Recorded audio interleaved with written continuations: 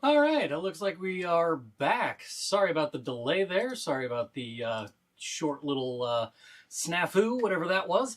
But I am back. I'm only like 20 minutes late, so let's get into this thing. Tonight we are talking about all of the things that you need to know before you travel to Germany. We're talking linguistic things. We're talking about some cultural things. We're going to wrap it up in a nice, neat little bow, just like this one. And that's all we're going to do tonight. And then we're also going to answer some questions that you might have, answer things that you might need some general guidance on, something like that. You can leave it in the chat, and we will discuss that whenever we get to the end of the presentation.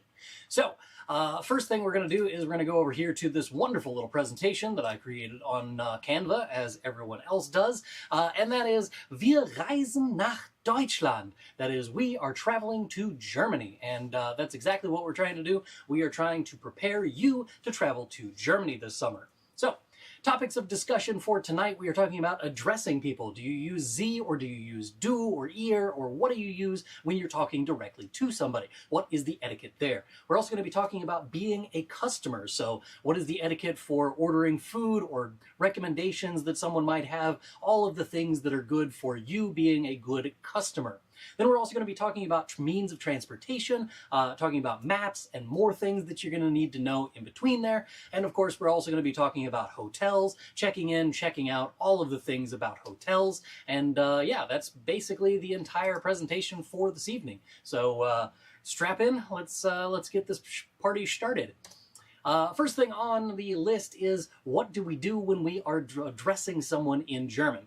Basically, if you are a tourist going into Germany, you are going to be using the Sie form with pretty much everybody that you encounter throughout all of Germany. This means that the barista at the Starbucks in the train station, the cashier at the grocery store, the restaurant owner, or the restaurant waiter, or whatever, all of these things, you're going to be using the Sie form with all of these people. If you are ever in doubt, should I use the du form or use the Sie form with this person, generally a good guideline in Germany in general is just, if you start out with the Sie form and then kind of just go off of that, and unless the German person says wir duzen uns, which is like we say du to each other, then you should just default to the Sie form, and that's going to be a lot easier on you as your modus operandi. Next up, we have basic phrases that you might need to know. I apologize if this font is just a wee bit too small. I'm not terribly happy with the way that turned out, so my apologies there. But anyway, basic phrases that you need whenever you are in Germany, and specifically things that are going to be using the Sie form. There's some other phrases I'll teach you later on, but the phrases we're talking about for right now are these basic phrases. Entschuldigen Sie. Entschuldigen Sie. This is where you guys go repeat after me. Entschuldigen Sie. Entschuldigen Sie. This is basically just like, excuse me. And you can walk up to somebody and say, Entschuldigen Sie, and then, follow it up with, any of these other phrases that are on this list here. Next up, we have, können Sie mir bitte helfen? Können Sie mir bitte helfen? Können Sie mir bitte helfen? You can actually combine this one and the previous one and say, Entschuldigen Sie, können Sie mir bitte helfen? Excuse me, can you please help me? Können Sie mir bitte helfen? Können Sie mir zeigen, wo ist? Können Sie mir zeigen, wo ist?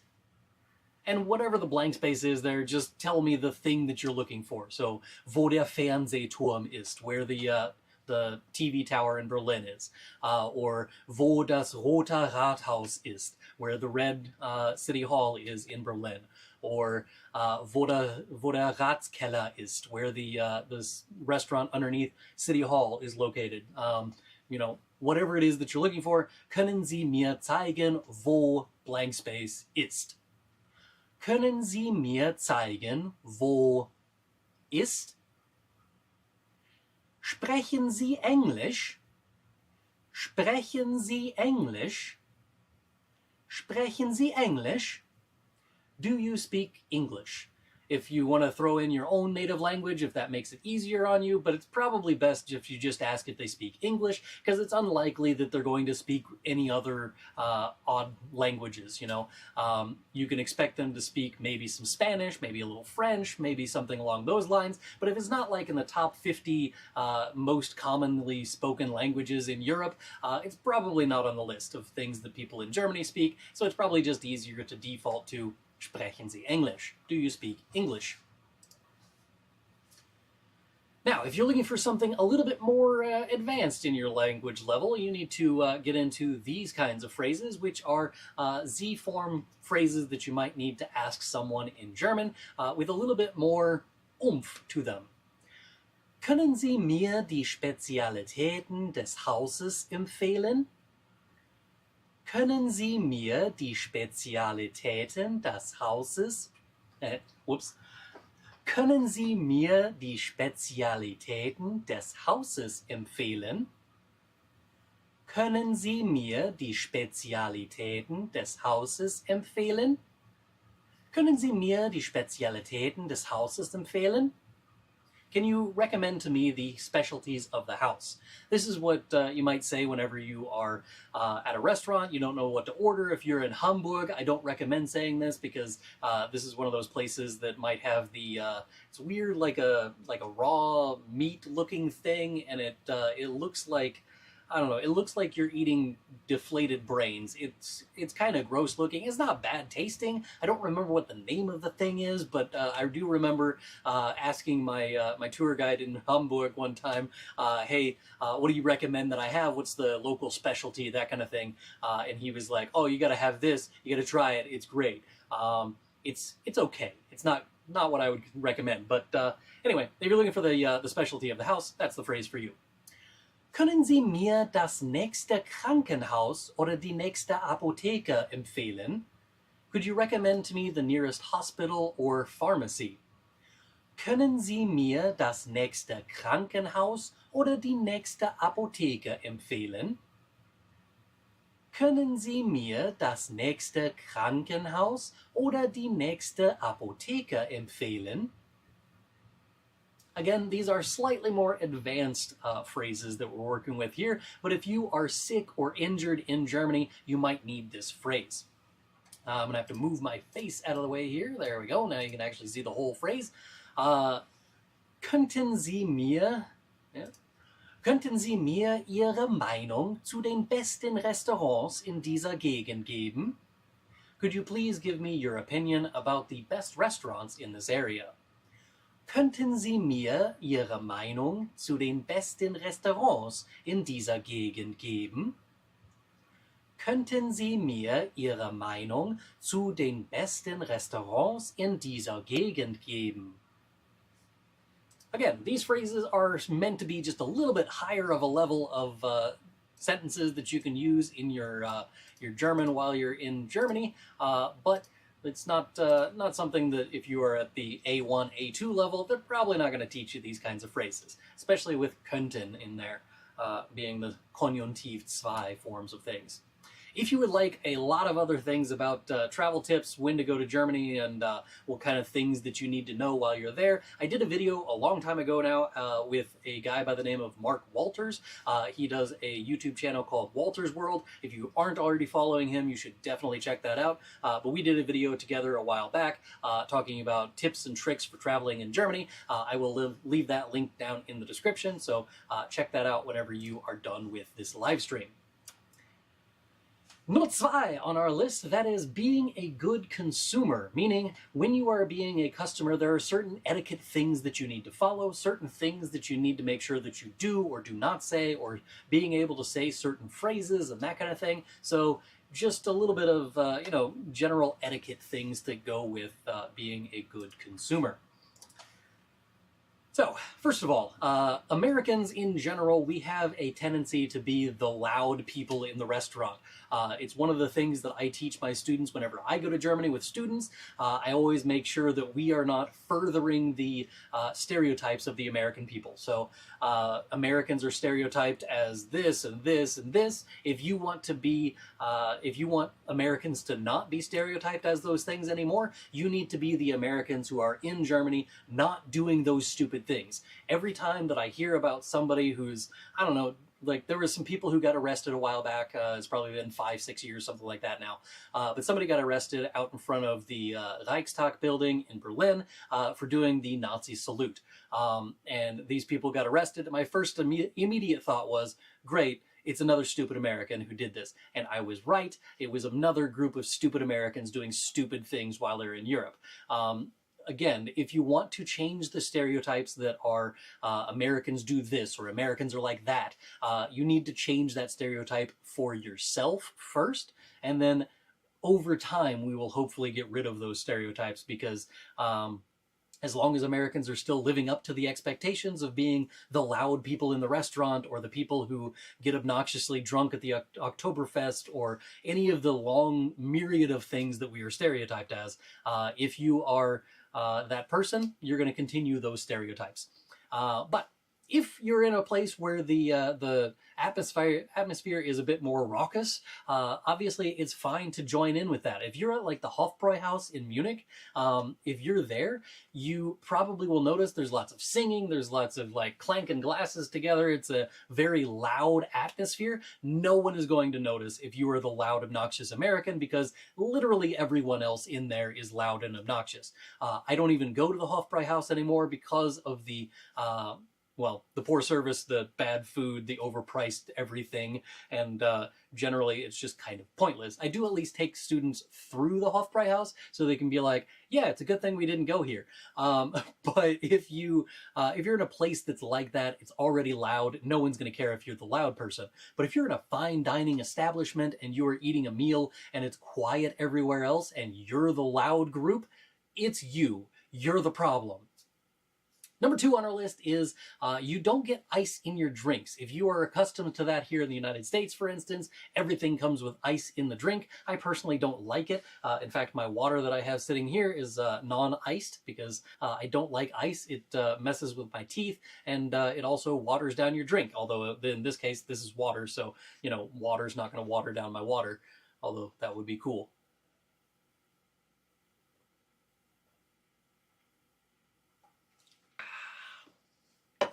Anyway, so you don't get any ice in your drink. If you do ask for ice in your drink, you probably won't get it. They're probably just going to look at you and be like, das machen wir hier nicht, which is like, we don't do that here. You may end up getting like maybe 1 or 2 restaurants that will actually give you ice in drinks, but for the vast majority of German restaurants, at least the sit-down restaurants, there's no ice in the drinks. If you're looking for it, you're not going to get it. Even if you see, like, the one that confused me was there's on a menu, I saw iced tea, and I thought, oh great, it's iced tea. Like, it literally says it in the name, it's iced tea. So I was expecting either the guy from Law and Order SVU, or it's going to be like tea with ice in it. What they meant was, it's not hot tea. So it still wasn't with ice, it's just not hot. So I don't know. Anyway, just no ice in the drinks. There are no free refills. Number 3 on our list.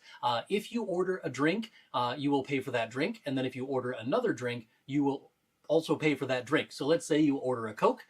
You say, ich möchte eine Cola. They bring you out a cola, and then you're like, oh man, that cola was delicious. After a long day of going around on tours and stuff, I needed that. Thank you so much. That was great. May I please have another? And they're like, yeah, absolutely. Darf ich noch eine haben? Ja, das können Sie natürlich. And they bring you out another cola. But when you get your bill, you're going to notice there are 2 colas on that list because you pay for every drink that you order, regardless of what it is. Most of the time, if you order a water, you will end up getting a bottle of water, and that bottle of water will then be charged to your bill. It's not any cheaper to buy a water while you're at a restaurant in Germany. It's basically the same as what it would have been if you ordered a soft drink.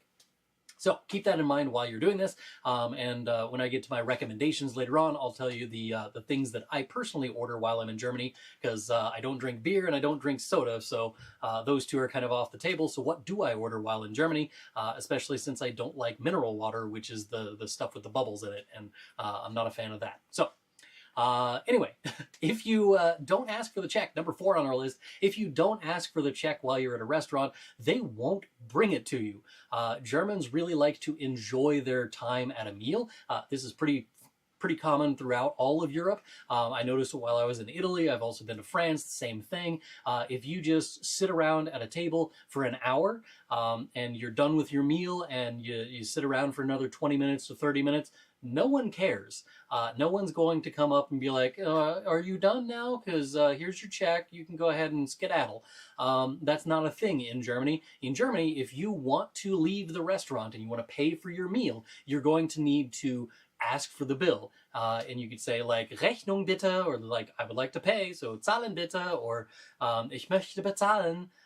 Any of those kinds of phrases that you want, that's fine, but you're going to have to ask for it. You can't just be like, why is our waiter being so rude and not bringing us our check? He's not bringing you the check because he's not rude. It would be rude of him to be like, here's your check, please pay whenever you're ready. That is an American custom, and that's because we are very much more interested in the capitalism of it all rather than the experience of going to a restaurant.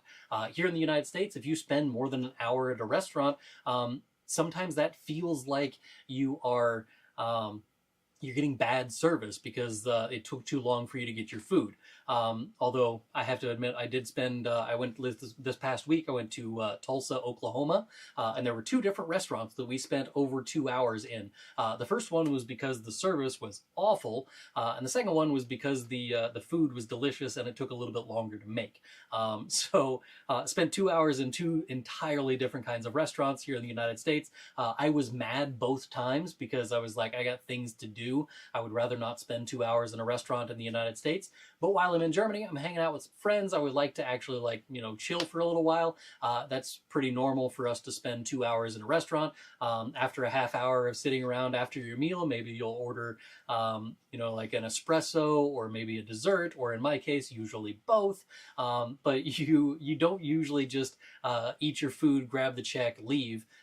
It's not uncommon for me here in the United States to go to a Mexican restaurant here in Edwardsville and bring all of my children and everything and get into the restaurant, buy the food, get out of there within 30 minutes. That is perfectly normal here in the United States. But yeah, it's just not a thing in Germany. So anyway, if you're in Germany and you want to leave the restaurant, ask for the check. All right, while we're on the topic of being a good consumer, we also need to be able to say things to order food. So we would need the phrase ich möchte. Ich möchte. Say it with me. Ich möchte. Ich möchte. I would like. This is probably the easiest way. You could also say like ich hätte gern, which is I would like, in a different form, but potato, potato. You could also say ich nehme. Ich nehme to me sounds a little bit more rude, but it is a possibility. I have heard people say it before when they're ordering food. So ich nehme den Rinderbraten. I would like the roast beef. Or ich möchte das Jägerschnitzel. I would like the Jägerschnitzel, which I'll talk about here in a little bit. Was empfehlen Sie is a good one to know, because this is what do you recommend? And it's also a lot easier than the phrase that I taught you earlier from the advanced phrases page of this slideshow. So, was empfehlen Sie? Was empfehlen Sie? What do you recommend? What I recommend is die Apfelschorle. Die Apfelschorle. Apfelschorle is what we call in English an apple spritzer. It's basically half apple juice and half sparkling water. So while I said earlier I don't like sparkling water, I don't mind sparkling water when it's added with apple juice, because then it's kind of like apple flavored soft drink, kind of like a soda thing, but it doesn't have all of the usual chemicals and things that mess with my stomach, which is the reason I don't drink any sodas. So no Coca-Cola, no Fanta, no Sprite, none of it. It all has some sort of chemical in it that messes with my stomach. So anyway, While I'm in Germany, I usually order an Apfelschorle. Sometimes I'll order a Himbeerschorle or Johannisbeerschorle or something like that. Basically, just any kind of fruit drink that you can think of, followed by a Schorle, and you will find that it is just a bubbly version of that fruit juice thing. My other recommendation is Maultaschen. If I go to a German restaurant and they have Maultaschen on the menu, I will probably order them. Maultaschen are what they defined on the dictionary I looked it up on. It says it is Swabian pockets, which is basically just saying it's German ravioli. It's noodle on the outside, pork usually on the inside, got a bunch of spices kind of mixed together in there, and it's, yeah, it's like a German ravioli kind of thing. In case you wanted to have a picture of it, here's some pictures of stuff. These Maultaschen have been cut open because usually they're like, I don't know, like yay big or so, probably 2 or 3 inches wide and about 2 inches tall. For those centimeter-looking people, if it's about yay big by yay big. So that's a Maultaschen. These here are cut up. They're also put on top of a salad, so that is slightly different than what I'm used to. Usually they're like served in some sort of sauce or served on some sort of you know, juice or something like that. But that's a Maultaschen. The other picture here is an Apfelschorle, which is the apple juice and bubbly water mix that I mentioned before. Other recommendations that I would say for you, that would be Jägerschnitzel. Jägerschnitzel, I looked up finally and found the official translation, according to my dictionary, is what I am definitely going to butcher the pronunciation of. In fact, I'm going to do it on purpose just to mess with you. But it's escalope chasseur. So it's something in French. I don't really care what it is. Basically, it's if you took like a normal schnitzel, so a normal Wiener Schnitzel, which is just a breaded veal cutlet. So it is a piece of meat that they put some stuff on the outside of it and pan fried it. They take that, and then on top of it, they put like this mushroom sauce. So it's got mushrooms in it, and it's usually like a kind of like a brown gravy thing that they put over the top of it. That's what a Jäger Schnitzel is. I like it a lot more than a Wiener Schnitzel for a long list of reasons, but the number one is Wiener Schnitzel, depending on which restaurant you go to, sometimes they're a little dry, they're a little bit lacking in flavor, and one of the things that can really up their game is if you just order the Jäger Schnitzel instead, because they're going to take their Wiener Schnitzel and they're just going to slather it with gravy, which if you're anything like me and the rest of America, if you put gravy on something, it automatically makes it better. It's like putting bacon on something. It automatically makes it better. So that's number one, Jäger Schnitzel. Try it. It's good for you. Google it. Look up a recipe online somewhere. Make it at home. It's fantastic stuff. Spätzle is the other one, which are Swabian noodles. They come in a variety of different kinds. The picture here is the long noodles, which basically is like an egg noodle kind of thing. Spätzle, the recipe that my family uses is just a little bit of flour, some eggs, some salt, a few other spices and stuff, and then you just put that through a strainer, and you put that over the top of some boiling water, and the ones that we have, they usually come out about yay big or so, kind of kidney-shaped looking things, but those are the Swabian noodles that we make, the Spätzle. Sometimes they're these ones that are in the picture here, which are a little bit longer. There's also some that look like little dots. They kind of look like puffy oatmeal if you look at it like that. But long story short, they're usually just noodles. Sometimes they come with some sort of sauce. Lots of times they just come with cheese. But they are noodles. They're delicious. Try them out. Usually go with something like Spätzle mit Fleischklöße, which would be Spätzle with meatballs. And you just throw those on top of there. You got some gravy or some sauce or whatever. It's just good stuff all around. Also on the list here is kebab, so döner kebab. That would be the one on the bottom right there. Most people just call it a döner, which somebody pointed out in one of my quizzes that I've been doing on my community tab. I keep asking a bunch of questions and people answer the questions, and then I usually put like one small tweak in there to trigger all of the German native speakers. And you're like, I wouldn't have said it like that. One of the things that I did was called döner a döner kebab, because no one calls it a döner kebab, even though that is the official name of the thing. They call it a döner instead because no one wants to throw in the extra word kebab, and also kebab sometimes makes it sound like it's supposed to be on a stick, which is an entirely different meal. So anyway, Basically, this is usually like lamb meat. It's got some sauce of some sort in there, similar to a tzatziki sauce, but not quite. It's got sometimes a curry sauce, depending on where you are in Germany. And then it's got cabbage, lettuce, onion, cucumber, and I'm missing something. Sometimes there's carrots on there. What do I got on the picture here? I think I got it all. Anyway, so they have all of those veggies on there, and then you smush it together inside of a pita bread. It's fantastic stuff. One of the things that my students actually introduced me to this last time around was a yufka, also known as a dürüm kebab. And this is basically a doner kebab, but instead of calling it a doner, they call it a dürüm. And that's because it is a wrap. So you just take like a tortilla looking thing and wrap up your doner kebab ingredients, and you end up with a yufka doner or a dürüm kebab. That's what the picture up there at the top is, and this particular picture has them listed with some French fries in there. One of the other things that I would actually mention is there's also a thing called a doner box. Doner box is basically you have like a Chinese takeout looking box, and they put all of the ingredients that go onto a doner kebab inside the box, along with some fries, and then just dump a bunch of sauce on top. And it's like if you had the worst salad that you could possibly make, not worst as in taste bad, but worst as in like it's not actually a salad and is probably bad for your health. But it is absolutely fantastic stuff. You should definitely check out one of those whenever you are in Germany next.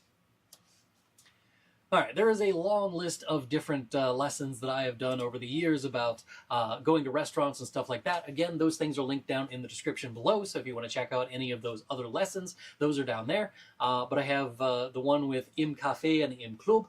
That one's one of my more popular ones, more recent, based off of, well, more recent than the other three that are on there. My oldest one is the bottom left there. You can even see that my avatar still had the fat jaw on it. That's how old that one is. And then we have the other two there that's on the right hand side.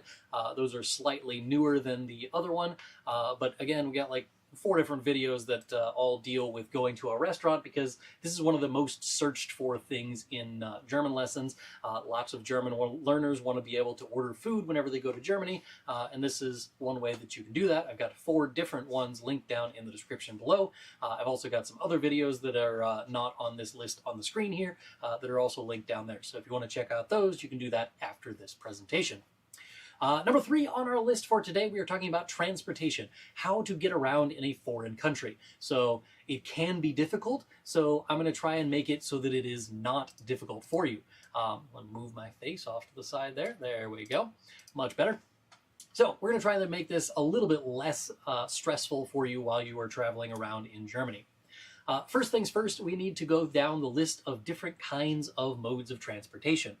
Modes of transportation in German is Verkehrsmittel. Verkehrsmittel.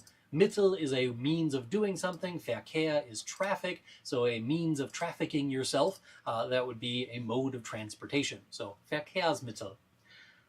First one on the list is the easiest. It's der Bus. Der Bus. Der Bus. If you get that one wrong, it's probably your fault. Der Bus. If you are looking for the next place that's going to have a bus, it is called a Bushaltestelle. Bushaltestelle. Bushaltestelle. Die Bushaltestelle. Bushaltestelle. The next up, we have train in German. That is der Zug. Der Zug. Generally speaking, when people say der Zug, they mean a train that goes between town to town, or from this city to that city. That's usually what they're talking about with a Zug. Sometimes they'll talk about it as Regionalzug or a ICE, which is international or intercity express, or the ICE, or the Regionalbahn. But all of those are trains that go in between different towns. If you're looking for a train that goes inside the city itself, then you're looking for either the S-Bahn or the U-Bahn. Die S-Bahn. Die S-Bahn. Die S-Bahn. S-Bahn is just the ones that go above ground, which usually is the case unless you're in certain parts of Berlin, where the S-Bahn then goes underground, because of course it does. Why would it make sense? The other one is U-Bahn. Die U-Bahn. Die U-Bahn. Die U-Bahn. U-Bahn is, of course, the subway or the underground if you're British, but this is the underground train. And this is usually the case, except in certain parts of Berlin again, where the U-Bahn actually goes above ground, because in certain parts of Berlin it was easier to go over the river or over the sandbar than try and dig through it or tunnel under it. So anyway, U-Bahn and S-Bahn, S-Bahn and U-Bahn. There are also things called trams in Germany. That is die Straßenbahn. Sometimes in certain parts of Germany, specifically on the east side of Berlin, they call it a Tram. It is die Tram. Die Straßenbahn. Die Straßenbahn. Die Straßenbahn. If you were watching the Jason Bourne film, the very first one, The Bourne Identity. If you're watching that film, they go to Berlin at the end of the film, and in that point they go to Alexanderplatz, and in Alexanderplatz you can see the Straßenbahn drive past there.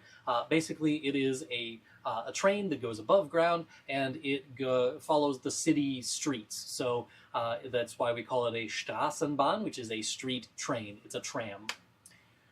Next up, we have the word Bahnhof. Der Bahnhof. Der Bahnhof. Der Bahnhof. Bahnhof is a train station, so if you're looking for a train station, wo ist der nächste Bahnhof would be where is the next train station. But if you're looking for a train station, that's the word Bahnhof. If you're looking for the main train station, every city has one of those, so if you're looking for the main train station, you are looking for the Hauptbahnhof. Hauptbahnhof. Hauptbahnhof, the main train station. Now, if you need to ask for directions to one of these things, you are going to need one of these phrases. If it is a feminine thing, such as die Bushaltestelle or die U-Bahn, die S-Bahn, you can ask that with these phrases here. You could say, wo ist die nächste Bushaltestelle? Wo ist die nächste Bushaltestelle? Where is the nearest bus stop? You could just say, wo ist die nächste Haltestelle, instead of saying Bushaltestelle, and that's because if you say Haltestelle, we assume you mean bus, because otherwise it would be a Bahnhof. If you want, you can substitute this out with S-Bahn or U-Bahn. Wo ist die nächste S-Bahn? Wo ist die nächste U-Bahn? Where is the nearest subway, or where is the next, or the nearest streetcar, or street train, city train, there we go, English. So you can ask for those with the feminine form. If you're looking for something that is masculine, so either the Bahnhof or the Hauptbahnhof, then you can ask for it with the masculine form. Wo ist der nächste Bahnhof? Where is the nearest train station? Wo ist der nächste Bahnhof? Or you can say, wo ist der Hauptbahnhof? Where is the main train station? Wo ist der Bahnhof? Wo ist der Hauptbahnhof?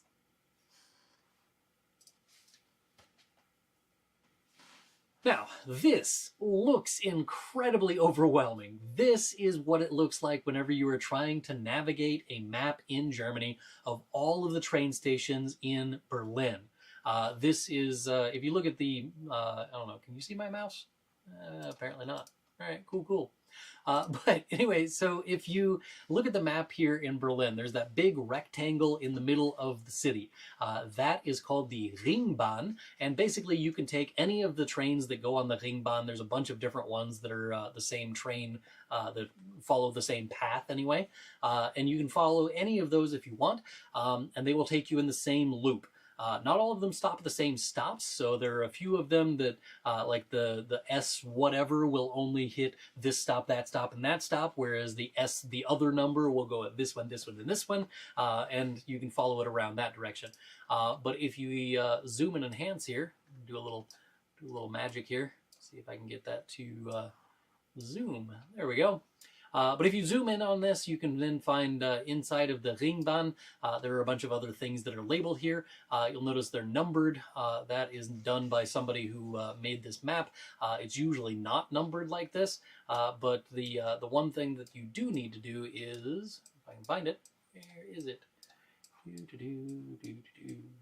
Usually they have the little grid that tells you which Bahn it is. That's close enough, I guess. So this person calculated how long it would take you if you walked the distance between each of the stops in the train station. I don't know why they did that, but they did. So that's what they did with all of the mileage here. But the main thing that I wanted to mention is that they have it color coded over here, and they have it color coded on the map itself. And you can then see that the S5 is this orange color here. It's the one that goes the most, and that is the one that's going to go around the Ringbahn there. The one that I took every morning was the U5, which is the U5, and that one is over in this general direction. There we go. And the U5 will then go from my apartment over in Tiergarten or Tierpark and follow you all the way over to Alexanderplatz. So yeah, anyway, it's in that general direction. I can't really read it from the distance that I have this map set up, so I apologize for that. But the main thing that I wanted to mention out of all of this is you need to go out and find like a map of the city that you're going to with the S-Bahn and the U-Bahn so that you can kind of familiarize yourself with how this whole system works. If you go to Google Maps, you can find like the outline, the layout of all of the different train stations and stuff. But the other thing that you can do is, let's say you want to go from here to there, you want to go from your hotel to a train station that is close to the East Side Gallery. I'm guessing you probably don't have a hotel that is near the East Side Gallery because there's not really a whole lot of other things to see there. So you're going to take a train from your hotel to the East Side Gallery, and you're going to have to find out where the train station is for that. If you go through Google Maps, it will show you which stops you need to go to and which train you can take to do that, and it follows through all of that same pattern. But I mention this because you need to familiarize yourself with how the trains work in Germany. Even in like the Berlin trains system, you can go to their website, you can go and find their kiosk, and you can see what the screen is going to look like. I believe I actually did that in a video a while back about like what the layout of the screen is going to be, which buttons you have to push in order to get your ticket. You can also buy your ticket online ahead of time if you want. You can have it on your phone. That all works just fine. But it's just something that you need to do a little bit of research on and find out more about the German train system before you go and try and navigate it for yourself. Otherwise, it can be a little bit overwhelming when you first get to Germany. Here's the other things that I mentioned before. I had the German expressions for ordering food. There are a bunch of different things in there from that podcast episode that I did. Podcast episode number 2 had all of that in there. There's also German for tourists. I did a really long video version of that, and you can find that link down in the description.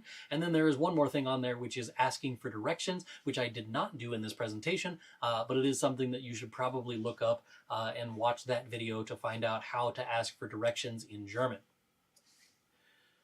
Number 4 on our list is das Hotel. Einchecken, auschecken und noch mehr. So checking into the hotel, checking out of the hotel, and a lot more stuff that goes along with it. So first thing is it's das Hotel. Das Hotel. Das Hotel. Then if you want to check in, you can say ich möchte einchecken. Ich möchte einchecken. Ich möchte einchecken. If you say that I have a reservation in German, that is ich habe eine Reservierung. Ich habe eine Reservierung. Ich habe eine Reservierung.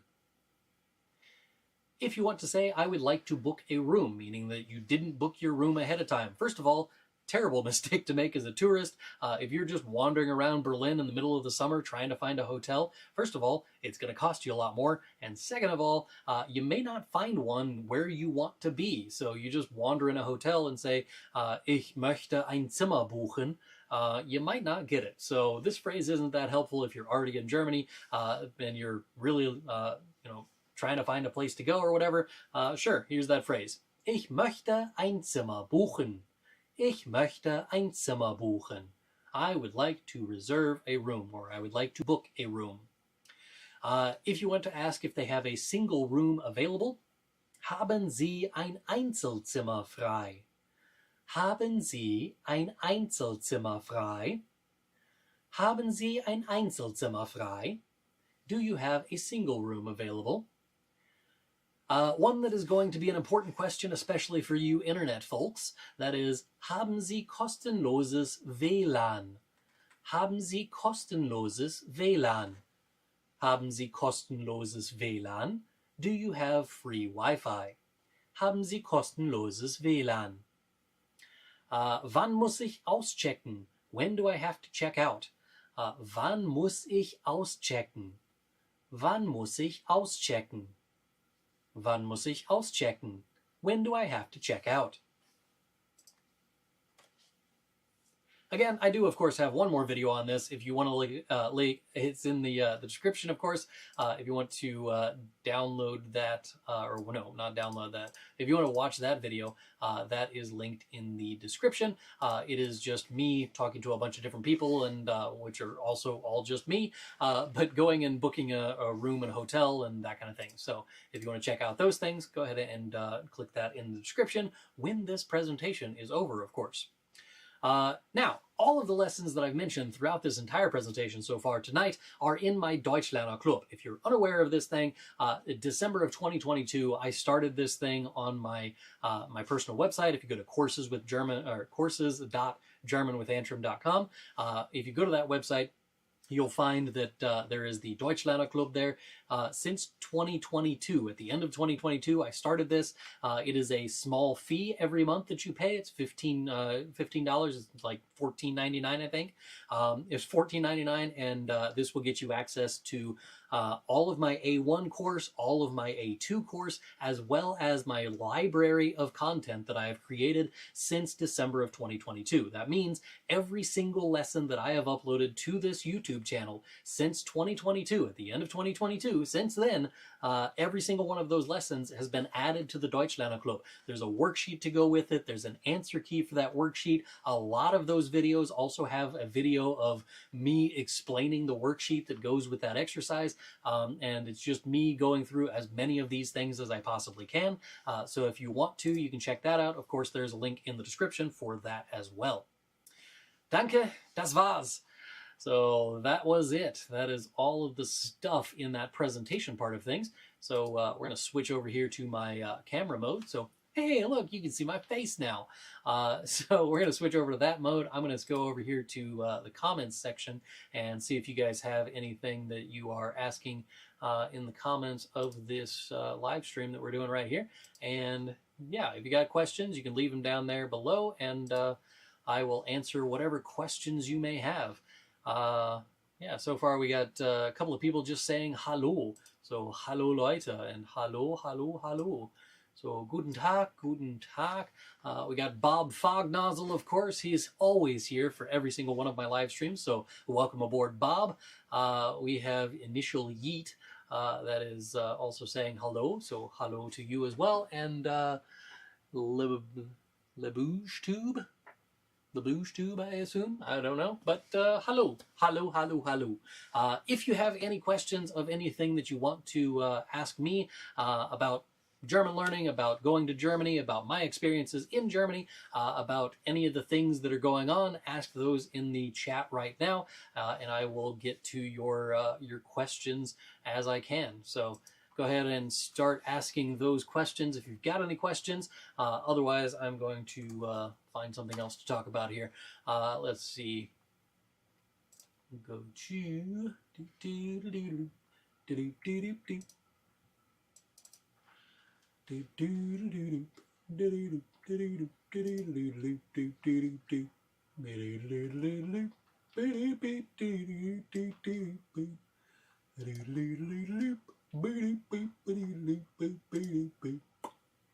all right, nobody have any questions? No questions whatsoever? Aw, making me sad. All right, well, I will mention one more thing before we take off for the day. We're going to go back over to this button. There we go. There's that Deutschlerner Club that I mentioned before.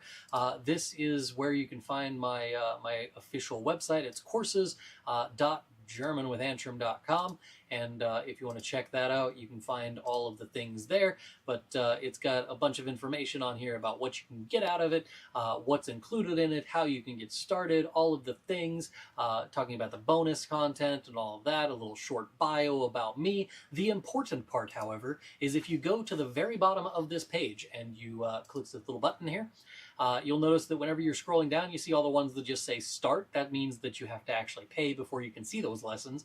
So there's a bunch of those on there. But then whenever you get to these big buttons that says preview, if you click those buttons, those will allow you to test out any of these lessons for free. So we have the present tense of haben. All of the haben stuff is on there.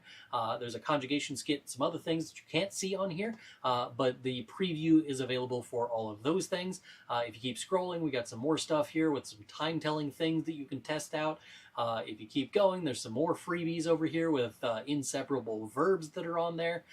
We got a bunch of other ones on here. We got some accusative prepositions that you can try out for free. We got another free sample of was machst du beruflich? So what do you do for a living? You got some other ones down here for introduction to the perfect tense, if you want to try that one out for free. Anyway, I tried to make it so that, like, every once in a while I just give out a free answer, a free test drive of stuff. So we have this one here, which is Was wäre wenn, which you can find that video on my YouTube channel of Was wäre wenn, what would be if. But the thing you can't find is this worksheet answers here, and that's because if you click on the preview, you go to this thing, it's got ChatGPT, and it's, you know, me testing out ChatGPT. That's what the video was originally on the YouTube thing. You got the copy of the script and stuff. You can add some comments in here. You can talk to me or whatever. But you click complete and continue, and then there's this one, which is me going through the worksheet that was linked on the previous page, and you can go and listen to me explain everything that has to do with that worksheet. And because the previous lesson was about the Konjunktiv 2, that means that the worksheet version of this is also about the Konjunktiv 2.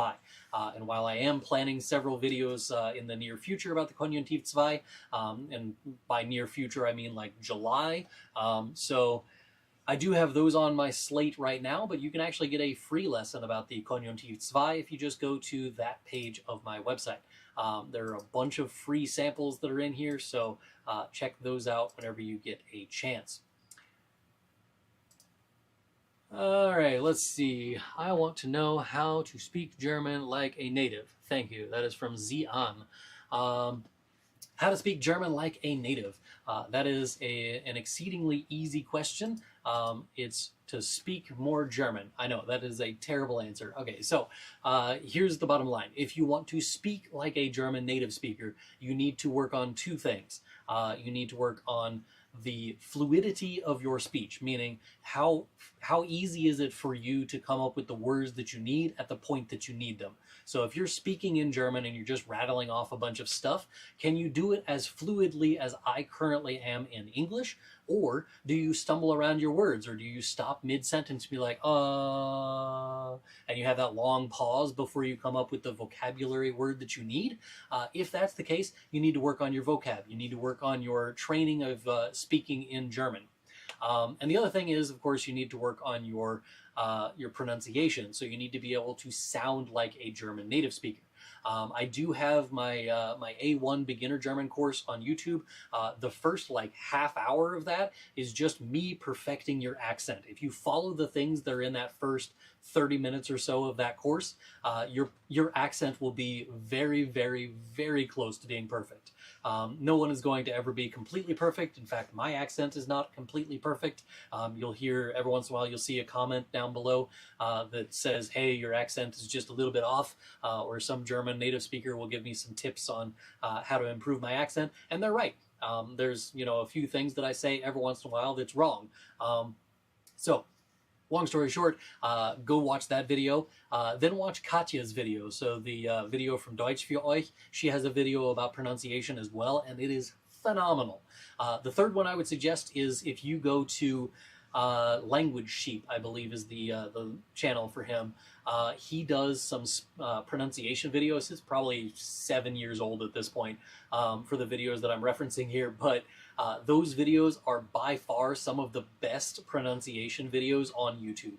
But that's on Language Sheep's YouTube channel. But if you're looking for, speaking German like a native speaker, the only way that you can really get any closer to that goal is to speak more German. So whether that means that you go online and you find a language partner through something like My Language Exchange, or if you go on to Tandem is another one that does that kind of thing, but you need to find someone with whom you can speak German. In my area, there are a couple of different places that do a Stammtisch. Stammtisch is basically people who speak German get together on a regular basis and speak German with each other. If you Google the word Stammtisch, you'll probably find not that answer, but if you can find like Stammtisch near me and Google that, you'll find much more instances of like places that are near you that do a Stammtisch. My university did a Stammtisch. It was every week we would meet in this coffee shop downtown. We would sit there for like an hour or two, and it was probably the biggest impact on my German learning, is just sitting in the coffee shop, speaking German, and not being able to speak English while you're there. So it was one of our rules that if you don't understand something, ask a question. If you don't understand a word, you can ask about that word, but there is never a time at a Stammtisch when you speak English. And so that is one of the best things for language learners, is just go and find a Stammtisch, go speak German with some people.